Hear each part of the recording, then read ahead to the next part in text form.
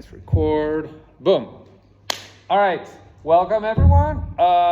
This is our 2024 yearly town hall. We'll go through a few slides and then we'll have time for questions, anything you'd like to discuss. But before we go too far, I'd like to introduce your board for 2024.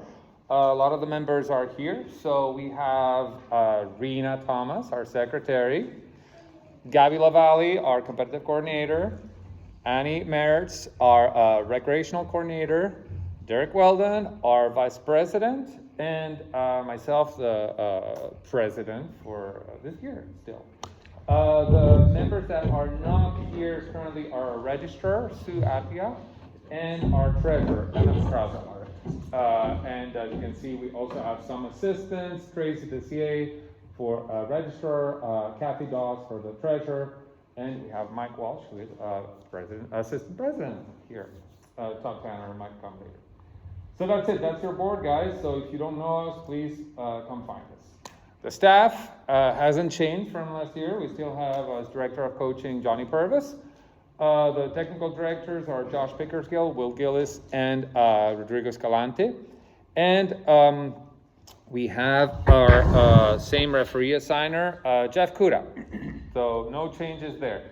And by the way, when I say staff, like these are literally the only people who receive a paycheck from Arsenal. That's it. Those are the only people paid, well, except the referees when they, ref a game or whatever. Everybody else does this for free, which is great. Quick reminder, board meetings, they always happen. They typically happen the fourth Wednesday of every month. There are some months like November, December, where we change it because of Thanksgiving and Christmas. They're open to the public. We have a Zoom link that is put on the website. If you want to join, everybody's welcome. We take public commentary at the beginning of the meeting in case you don't want to stay for the whole time.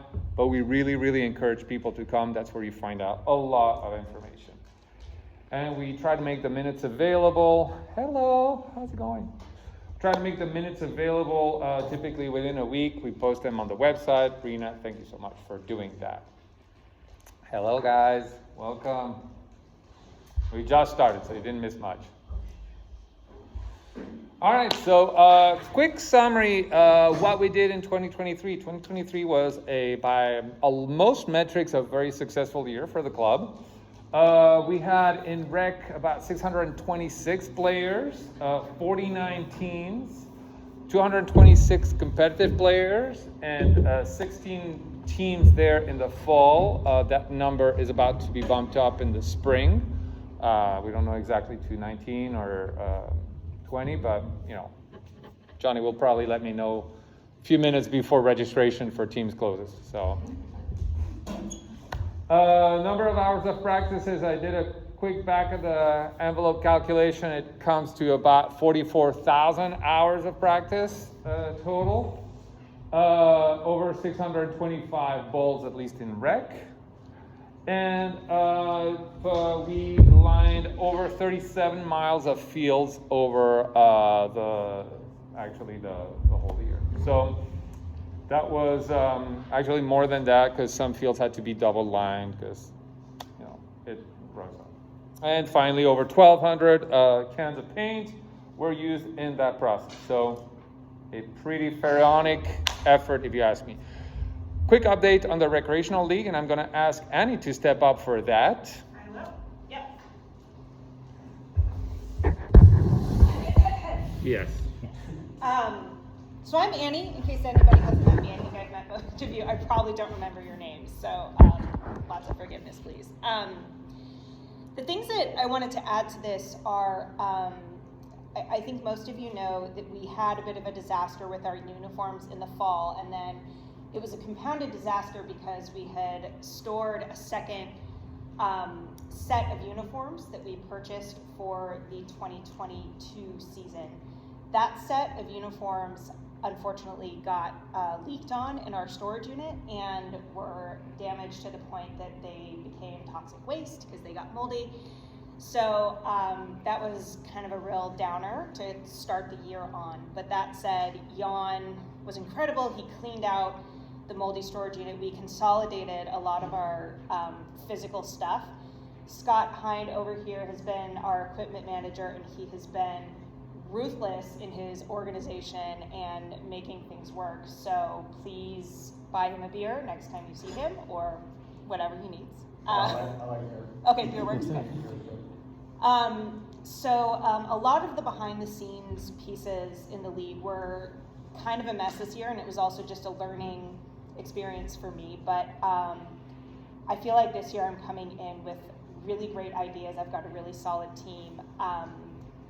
You guys can ask me specific questions about anything. I'm trying to think of what some particular successes were. I mean, we got uniforms to players on time. We got equipment to players on time.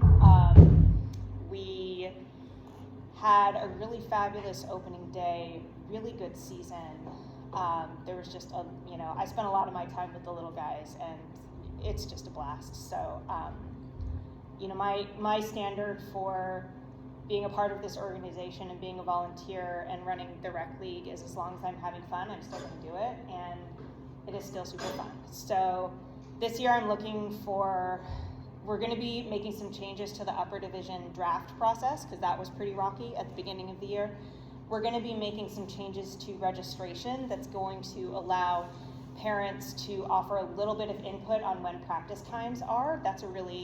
That was something we got a lot of feedback on, that parents wish they had more input on that. So we're going to try that out this year. Just getting our coaches fully background checked, all up to speed on that, on time. Those are my big goals. Do you all have any questions for me? I do have a question, since I know you're going to have to leave before Yes. long. Annie, could you tell us, why is the team drafting process so rigged? Why is and it so unfair? rigged and unfair? I kind of That's a real question, by the way, not by me, but I want to kind of say no comment. It's really hard to do. I had no idea how hard it is to create fair teams. The gist of it was, this year we went in with a certain idea of how the draft was going to go, and then literally as the draft was taking off, and anybody who was there, please chime in and say, Annie, you're full of crap. That's not how it went. But in the middle of that, we pivoted to a different way of doing it, which would make the draft itself more expedient. And the result was, the teams were just not what we ended up needing. So after that initial draft, we went through and figured out a weighting system and a scoring system, and 100% of the love and credit goes to Caitlin Demers for flagging the issue, solving the problem, getting us teams that were very well balanced, I think far better than last year in the upper division. So, what we don't want to do this year is have a draft and then go back and fix it. We want to actually have something that's good in quality, because ultimately I feel like we kind of wasted the coaches' time, putting that draft together. So on my end, that's going to be a lot more work on the front end, getting the coaches the data that they need about the players, about their skill levels, about even some of their practice time preferences. A lot of times we made these lovely teams, and then I'm doing color guards, so I can't make it this day, so I need to switch teams, and all of that kind of falls apart. So the number of variables that we're working with in forming a team is astronomical, and there's only so much that we can control for, but I also know that we can do a much better job on the front end of just informing and communicating and making sure people have what they need to make it successful. And as someone who's done that draft 4 or 5 different years, Yeah. You'll never fix all the problems. Yeah. We've tried so many different ways to make it fair, and people need to understand, we're really doing our best. Yeah. Because, if I'm coaching a team and Derek's coaching a team, Mm-hmm. and one year we're not coaching the next year, we may rate our players differently. Someone he rates as an A-level player, I might rate as a B-level player. And so, and kids develop in the off season, so it's just hard. Yeah. It's, and again, when you have an entire, menagerie of volunteer coaches, there's just differences in quality, differences in experience and understanding of soccer. So, those are also things that we can't really control for. We can educate our coaches and give them everything they need to thrive. So, like, at the end of the day, my whole mission, like, I coached for the first time 2 years ago because I clicked the wrong box on the registration and said I was going to be a coach. And then I get this email that's like, hey, coach, here's your team. We programmed that box to like move like this, and they want us to like other. And I know Jan did it just to me, but I had such a transformative experience coaching and finally getting it, like how important sports is in the lives of young kids. And immediately it was just like, my job in this world is to like make it easier and more accessible for other adults to have that kind of experience. So I don't do everything perfectly, but that's like 100% of like the vision I'm driving for. It's just like making it more easy, more fun for our coaches to have good experiences. Because frankly, without coaches in this league, like, kids can go to a park and play soccer anytime, but it's the coaches that makes us magic, I think. Yeah, absolutely. How'd I do, boss? You did great. Okay. I have a question about spring camp and what that's. Oh, yeah. That is a Johnny Purvis production, but it's sort of a camp that's managed through the UK soccer organization, so we actually don't touch any of like the admin or things like that. But I think it's like, I can't remember exactly what the format was. It's like one or two practices a week at rubber sample, and they're basically, it's mostly focused. It's not a league. They're not going to play games. It's really mostly focused on development and fun, of course, for the little ages. Yeah. And I would say too, it's, if you have a kid who's been in rec and is thinking about dipping their toes into comp, or if you as a family are thinking about that, you get exposure to those UK coaches. And my little guy AJ did it. It was phenomenal, and I just glued myself to the coach's side and was like, hey, I'm going to learn from you this entire time, and I learned some amazing things. So it'll be very fun. Details to come. Yeah. Soon to be announced. Well, I guess I have some feedback for him on that, just because my kids participated in it. I know there were some other ones who also did, and I guess their feedback from that was just that there wasn't quite as much like instruction as they had expected there to be. Okay. So it was more along the lines of like they were giving them a ball and telling them to like go out and do scrimmages. Okay. So, and at that point, I wasn't familiar enough with the league to really know who was running it. But yeah, the UK coaches, which are great, I mean, and I've seen the drills that they run. Yeah. So, I think they could just do a lot more with it in terms of that, because there were some kids who never played before, and they're out there and they give them a ball and they're like, what am I supposed to do? Yeah. So, I guess more along the lines of, providing more of the instruction. Yeah, we'll let them know. Yeah, completely. Okay. I'll stay for about another 5 minutes and then I'll... Okay. I have one more question for you since you're there. How come you're closing registrations a month earlier than last year? Glad you asked, Jan. The short answer is so that we don't ruin the summer vacations of all of our volunteers. And basically what that does is that gives us between the close of registration and when we start our teaming processes, it gives us a month, and all we're doing in that month is organizing data. And we didn't have that last year, so we were like, the spreadsheets and the things that we were working with to get, the little guys and the draft all worked out. There were kids who were registered in comp that had moved over to comp that we didn't know about. So it really is, I think, going to take us a whole month to clean up all of that data, get, parents put in the wrong ages for their kids. And so that throws a big monkey wrench in the system. So, last year we were sort of teaming while we were doing that, and then realizing there was all these mistakes in the teaming, and then, staying up until 2 or 3 in the morning on our summer vacations with our families to, unsnarl all of that. Not like I'm speaking from personal experience, but it really is just a chance to organize, because we're dealing, 620 blah-de-blahs. We're dealing with, you guys know as individuals how much you fill out for one kid to play soccer. So all that information you filled out times 626 is what we're trying to organize and make sense out of. So, yeah. Perfect. Okay. I'm having fun. Thank you guys for listening to me. She is. So much kudos to Scott and like, oh my God, so many people have just like been lifting me up this whole time. So I'm grateful. All right. You're doing fantastic, Annie. C'est moi. All right. So, okay. So quick mention of our Jordan Stop Soccer program. For those of you who don't know, this is the program that used to be known as Stop Soccer.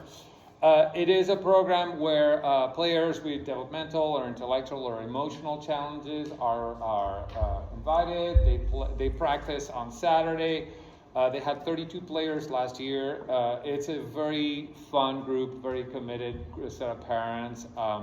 Coach Brandon's been fantastic. It used to be named Top Soccer. We changed it to Jordan Stop Soccer because one of their players, Jordan, actually passed away last year, and all of the rest of the team decided to honor him in changing the program's name. It's a fantastic program led by Gia Queen, who cannot be here, but she sends her love. All right, competitive program. What happened in the fall? Like I said, we had about 221 players, actually, 221, 226, and 16 teams. We had 4 teams, and at the top of their league, and many teams were actually playing a level up from where they were in the spring.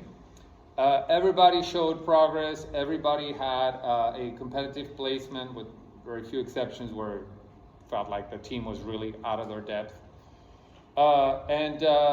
Overall, what this was, by wide account, a successful implementation of the hybrid model. If you weren't here last year, basically the hybrid model is the model that was implemented where we transition away from paid coaches for competitive teams and revert to parent coaches assisted by professional TDs, technical directors. The rationale behind that is every year before we had paid coaches, they would coach, they would develop a relationship with their players, and then if they got a better offer somewhere else, they would move and they would take their teams with them, which had happened unfortunately too many times, and which is why the girls' side of competitive had been decimated. So we tried to revert from that, still keep a professional background, but the head coach and the assistant coach have to be parents. They have to be here, committed to the community. We know that they're not going to be at least shopping around for other clubs, at least not that easily.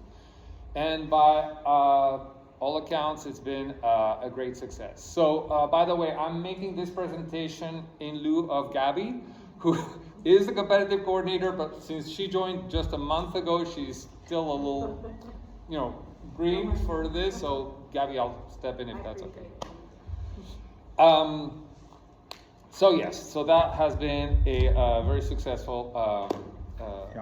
Yes. I would say, in addition to that, we had 5 players selected this year from our competitive program for NorCal ODP teams. 3 of them have been selected on the tournament teams. Yes. Which is, as I'm at those practices with my son, most of those clubs that these kids are selected from are huge, gigantic clubs.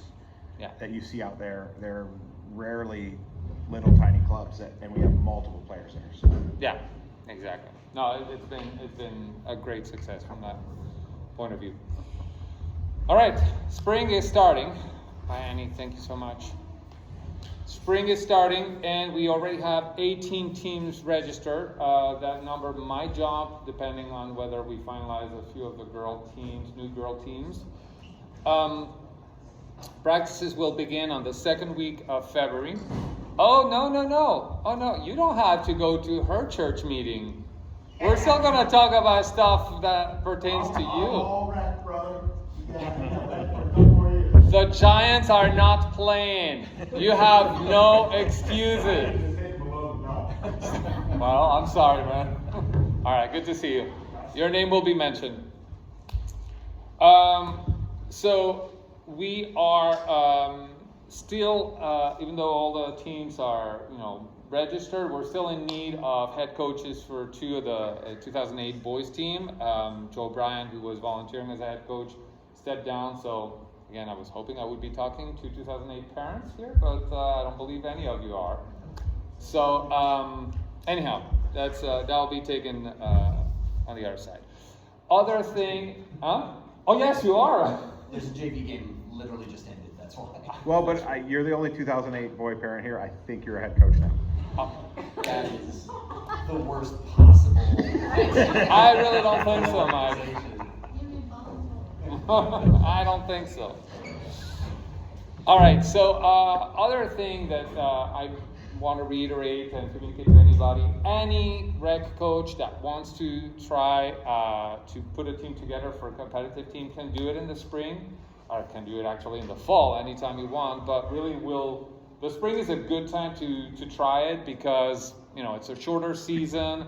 There is no conflict with rec soccer, so if your rec team had a great time in the fall and wants to stay together and you want to try your chance at comp, we'll really encourage you to do that. We'll help you. The TDs will be there to support you. That's how the 2016 team started last year, and it's been an enormous success, led by Brian Kelly, and yeah, it's been a great success. So we hope that more teams are inspired to do that. Although they have to if they make that decision, they have to do it very quickly. The registration for teams closes on February 9th. The tryout dates are not yet determined. They'll be in mid-May. The league typically announces what the window is. Any player who wants to be in a competitive team needs to try out, including if they're already in a competitive team. Of course, their chances are higher because the coaches, have seen them, etc. But they still need to try out. The players who will register for the rec program with the early bird or anything in February can also try out. We'll then reimburse them their fees, and that way they won't have a double payment. We need to do a better job this year at communicating that to rec so that they don't include those names into their teaming process, but other than that, we're good. And we typically communicate to players within 7 days whether they're accepted in the team. Actually, it's closer to 3 days after tryouts. All right, fields. In the spring, we will have access to rubber sample, and actually I put Liberty, but now I'm second guessing myself. I think softball has it. So I'll double check that one. I think we're doing the middle school. Middle school is available, yes. Middle school is available. And BHS is being booked, but we got a quote that was slightly high. It's $21,000 for practices. Just for that spring? Just for the spring, not even for the games. Yeah, so I'm talking with Joe Farrell to figure out a deal. So last spring it was a lot less, so I don't know how the district is billing this year. So, but well, we'll get that figured out. BCP will be accessible in April, but as you know, in the spring, softball has a priority, so we typically end up using the outfield for practices. They have games on Saturdays, but we can schedule our games there on Sundays. They're typically all free. And we are continuing the discussions with the city about making a year-round soccer field in Benicia, and it's actually been included as part of the master plan. But as you most likely know, the budget problems of the city make it not very likely to happen soon.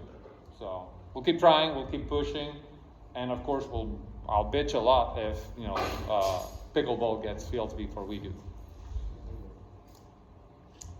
All right, the fees in 2024 will increase. They'll increase for both programs. Right now, I can explain why. First of all, the city hit us last fall with a 250% increase in the cost of rentals per kid.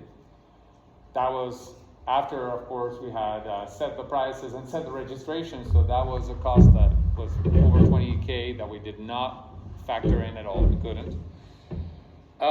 The referees' costs have kept going up also, which is normal with inflation, but also with the fact that it's harder and harder to attract referees. So since this is a capitalistic system, you have to offer more money to actually get a referee in. And finally, also as of a year ago, we now have to fingerprint coaches and assistant coaches, and literally anybody who has contact with the kids. Fingerprinting is a one-time process. I believe it lasts 16 years, so we should be okay. But that still means that we're going to have to incur a large cost, be $70 per fingerprint for coaches and assistant coaches, times 49 rec teams, 18 comp teams. You do the math. It's going to be significant. And of course, we don't want to ask the coaches to bear that because they're already volunteering, but that means that the entire club will bear part of that cost. Now, will there be the option that people can pay for their own fingerprinting just as a donation? Yes, completely. Completely. I think it's nice. We ran into that here at Semple. It was a disaster. We paid for a lot of fingerprinting and you probably wouldn't have it if it wasn't advertised as free. So I think reach out if you need financial assistance is kind of a nice way to phrase it. Okay. I don't know. That's a very good suggestion because literally when we found that out, Yeah, a it lot was of like, people that volunteer don't mind paying that cost. It's nice to offer Yeah. reimburse. yeah, But if you advertise it as free, everybody will correct. take that. Okay, that's a great Well, suggestion. unfortunately, if you're fingerprinted for us and you work at a school, it's a separate fingerprint. Yeah. Yeah, we asked that question too. Like, hey, you're a teacher, you're fingerprinted for rubber sample, etc. Does it work? No, it doesn't work. So, yeah. Anyhow, so that's where we are. So what will those changes look like for rec? It's gonna result in a $35 increase in registration fees for the comp program. It has not been decided yet. It's gonna be a modest increase. Definitely we are, trust me, this board has always been focused on keeping the program affordable and also providing financial help for anybody who needs it. So we don't want to just jack up prices and see if it sticks or not. But it will happen. These are costs, like I said, even just the city increasing fees was something that we didn't stomach. We are finishing this year very much in the red. Which, we have some reserves to cover for that, so that'll be okay, but it's been painful. Volunteering. We're always looking for volunteers. The most pressing needs right now are always in coordinator positions, whether it's tournaments, fundraising, communications, etc., and also referees. Referees is I'll touch on this in a little bit. So again, you take on a coordinator position, that doesn't mean you do it all by yourself. Scott just left, but when he became equipment coordinator, he immediately got help from Fernando and a few other guys, and the job gets done a lot easier when you have a crew like that. So same deal, if you become tournament coordinator or, you can recruit a few other people and they get hours for that. And, if you have a team, it gets done a lot faster and a lot easier. So there'll be other opportunities that will be advertised, but one thing that is important is at the end of every season to communicate those volunteer hours to the volunteer coordinator. The email is here. But yes, this organization only exists through the work of volunteers. I know most of you here, all of you I think are already volunteering in some position. So I'm preaching to the choir, but I'm hoping that this recording will reach the people who are not.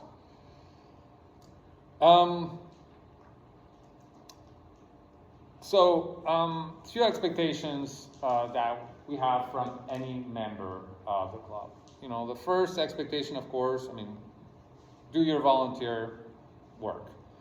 Or otherwise pay the volunteer the club fee, which, by the way, people still keep confusing, like, why do I need to pay it? Like, well, you said that you would pay it because you didn't want to volunteer. Oh, but I didn't know I would have to pay it every year. Like, that's exactly what we say on the website. So it's very easy to volunteer and not have to pay it again. This year, actually, we're going to be exploring a different system in the fall. So as you know, in the past, everybody who joined the first time would pay their $200, and as long as they prove that they volunteered during the season, they didn't need to pay it again the next year. The problem is it makes it for a nightmare to track people and track what they've done. This fall, we are looking for a different system. What we may ask for people is to pay upfront, everybody, $200. You get reimbursed once you demonstrate that you have completed those hours, whatever the role is. And actually, if you take on the role, you can be reimbursed before the end of the season. That's very feasible to do. But what is very tough is what happens on our end, where we have to chase people who said they would pay and they haven't paid. And then we had to start threatening, and we had to start saying, hey, well, your kid's not going to be able to play games, or we can't give you the uniforms, or blah, blah, blah. And the reality is there's a significant amount of people who have shirked that responsibility. And, you know, like I said, we're always chasing volunteers. We don't have enough volunteers, and we don't have enough money. So this system, ideally, will not cost anything to anybody. You all pay at the registration. You'll pay those extra $200. You'll recover them a few months later, or even a few weeks later, depending on what role you've taken on. But that will ensure more accountability and also better tracking for everybody, because it is a nightmare to track volunteer hours. Be respectful. That's another great expectation. And one thing that I'm gonna say again, I've said it in many emails, but be respectful to referees. We lose referees, or we just don't get referees because they get screamed at, and there's a certain level of passion that, you know, experienced referees expect. So if you have an adult referee that's been doing this for decades, etc., he doesn't mind that the coaches are getting a little heated, etc. But when you have teenage referees, it matters. They really don't like it. My kid was one of them, and he hated it. And we don't have enough referees. And so in the end, and I hear complaints about like, oh, so-and-so, she was like 65 and she wasn't running. Can you get rid of her? I'm like, you get, sorry to put it this way, but it's bad referees or no referees at this point. I mean, I don't want to say that the lady in question is a bad referee. I know she's not. But the perception is that, you know, and the more we make the environment hostile to referees, the harder it is to get them, and the more we have to pay to get the ones that want to come, basically. So it's a vicious circle, and we really need to crack down on that. There are ways to complain about when a referee does a bad job, and you don't want to see that again. And like I said every time, if you're a coach and you really think the referee is endangering your kids' safety, it's always your prerogative to pull your kids. Every parent will be grateful if you pull the kids from a dangerous situation. You know, so if you really believe it is the safety that's in question, pull the kids. You know, there's no game score that is worth the safety of your kids. What I found out is that over the years, it almost never is the case. The safety argument gets used a lot, but it's not really that. So let's try to work on that. Again, I'm sure I'm preaching to the people who don't have that problem, but still. Be reliable. If you commit to do a work and you cannot do it, at least find somebody to replace you or communicate. This is extremely important for field liners. The number of times, oh, I couldn't do it that week, etc. It's like, yeah, but it rained. It was in November or in October, etc. And it's like, it's been 2 weeks. Now we can barely see the line. So it's also important for volunteers to be reliable. The work always needs to get done. And finally, and I don't know how many times I've said this one, but setting up and taking down goals is not a volunteer job. It's everybody's responsibility. You're the first team on the field, you set up goals. You make sure that there is a team after you, and if they're the last team, they take down the goals. But the city will call me if they find goals left on a field. And that means I have to go there on a Sunday night or something like that and put those away. So it's something that we need to communicate. There cannot be any ambivalence about it. You know, by the way, I'm fine if the players do it. Totally fine. I mean, teach the kids to do it, and but don't leave the field before those goals are put away, or you know that another team is going to use them. Yes. Question, sorry, going back to the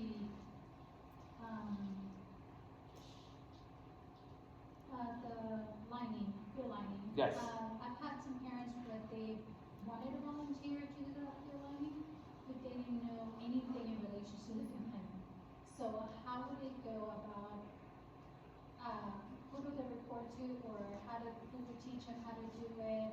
Because I've seen people do the lining, so I kind of get the idea. I myself wouldn't consider myself an expert, and so I was still need to be taught how to do it. Yeah, absolutely. Field lining is an easy job, but you got to be taught it first. We do have a field lining coordinator, and her name now escapes me. Rachel Birch. Thank you. So at the beginning of each season, like right now, I'm probably going to be sending an email asking who wants to be for competitive, who will want to be on the field lining crew. And if you're new, I mean, if you know what you're doing, then she just assigns what field and what day and blah.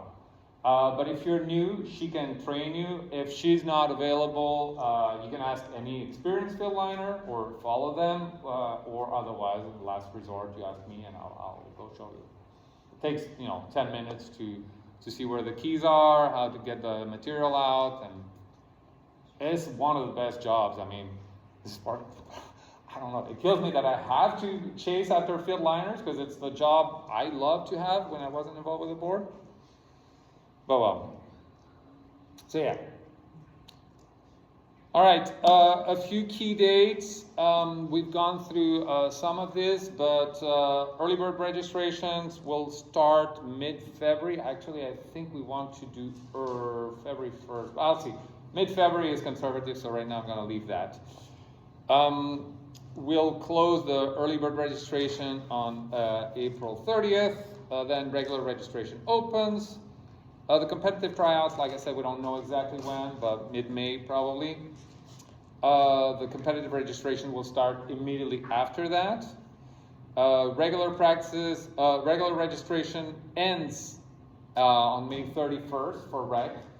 We open then a wait list, which again, we don't want to turn down people, but like Annie said, it is a nightmare to put teams together when you're just getting those names like in June or July, etc. So we start the wait list June 1st. The comp practices, right now they're started, of course, but they will start in the summers in mid-July. The rec practices begin the first weekend in August. Opening day ceremonies are on August 17th, and this year I'm going to try to make it. The first rec games will be on August 24th, and the end of season celebration is on November 9th. And then, of course, board elections on November, December.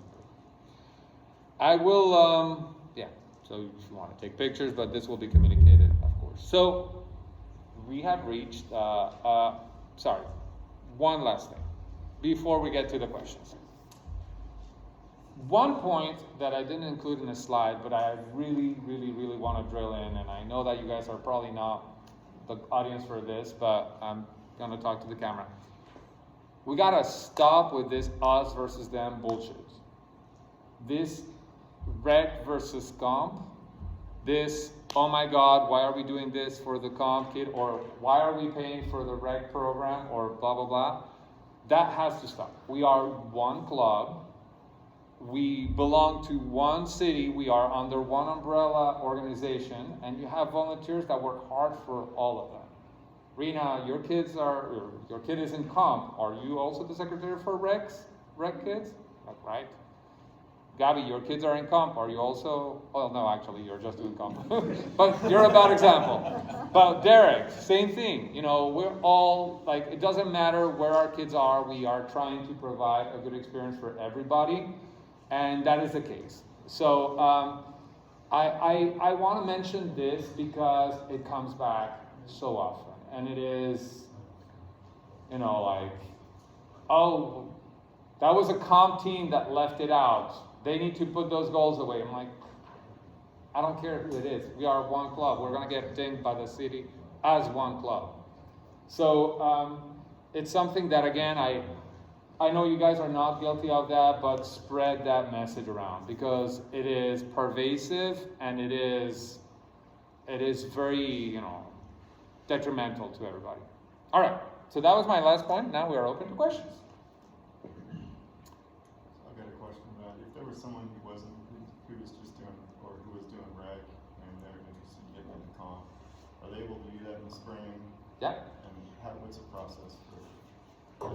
So, great question. I'm sorry I didn't put that. So, spring comp is basically open to anybody. There are no tryouts, but you do need to get approved by the coach. So, if your daughter or your son is interested in a team, and they basically just contact Johnny. Johnny's the point of contact, the DOC at Benicia Soccer, and he will tell you, oh, your kid is, 2011, 2011 girl, let's say. All right, easy. You're going to contact Coach Jaime. He's going to tell you when the first practice is, and there he's going to evaluate your daughter. And then he can say, hey, yeah, your daughter's got great skills. We got a spot open in our team. If you want to join, come join us for the spring. We have a spring comp registration. It's a $400 registration, which covers your everything for the spring season. You will have to get a uniform or try to get your hand on some old uniform. That's part of the cost that, people, if you're only going to play one season, then yeah, it's $150 for a uniform kit. But we typically try to keep it low. But it's a great way to expose them to that. So as long as there is a team with, enough spots open, and probably the 2011 girls is probably the worst team I could choose because you guys have almost no spots open. But in most other age groups, you'll find that there is a possibility because some kids play fall only, and in the spring they play baseball. So as they leave that team, they open up a spot for your kid.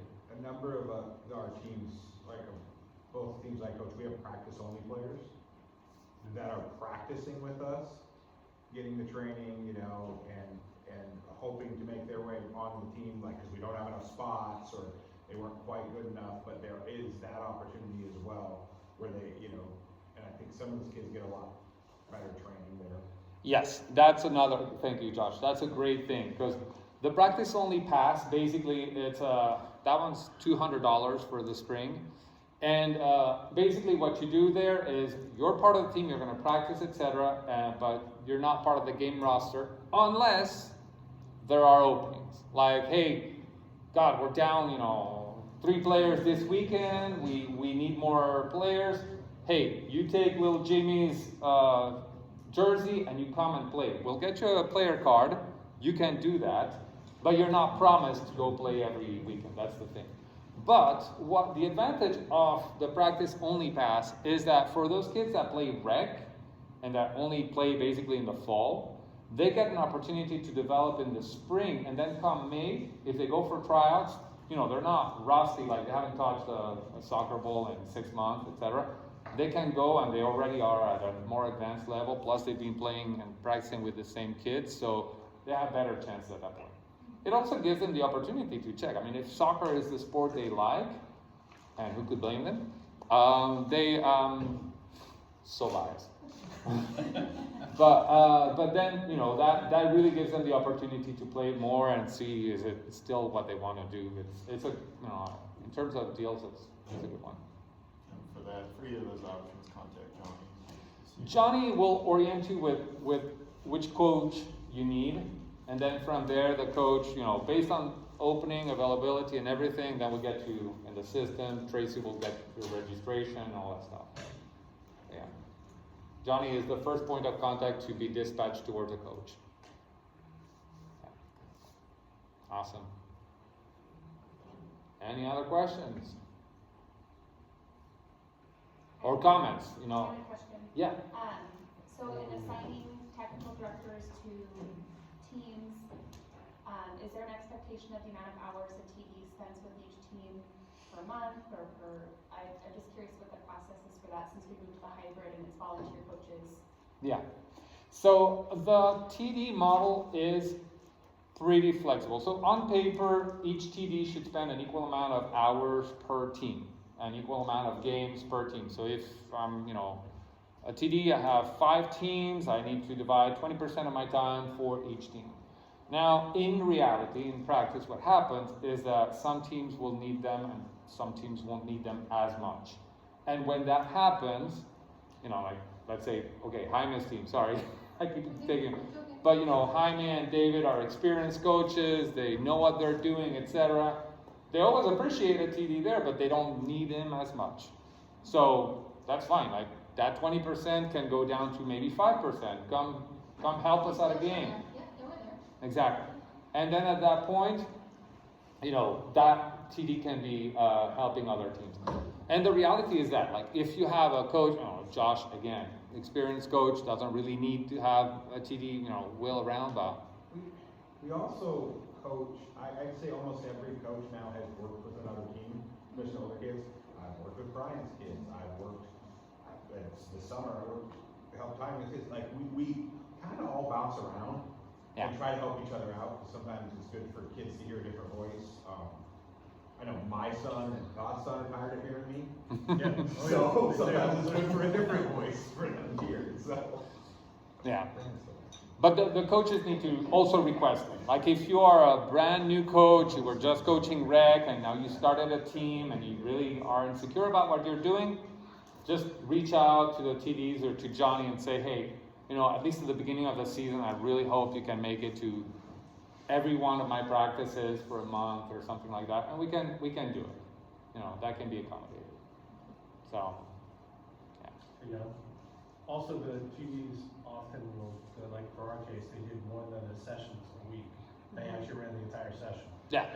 And they did it early. So unfortunately, those of us who wanted to be like the coaches, we couldn't be there because it's 4 o'clock. But they ran at least 1 practice a week. So not only did they get sort of them popping in and out, they had at least 1 day a week where they completely run like a TV. I thought that was really, really nice, especially at the younger 8-year-old, 7-year-old ages. It's really helpful. And us aspiring coaches really appreciate their input as well. Yeah. And answer questions. Even our team, they offer us to do a training session for us too, or practice. And yeah, we're very available. Yeah. Perfect. All right. Any other questions? By the way, how many rec parents do we have here today? 1, 2, 3, 4. Okay, 4 rec parents. You got your, Maddie, that's right. You're gonna be playing this year? She's excited, I can tell. And she likes to be put on the spot. All right. That's scary. No. Her big sister is a superstar in the 2016 girls. So, all right. Listen, if you have no more questions, I don't want to take too much of your time. Thank you all for coming. Last thing, so this should be my last town hall as a president. I will always remain involved with the club, but this should be my last year as president. And still nobody has stepped up to become president.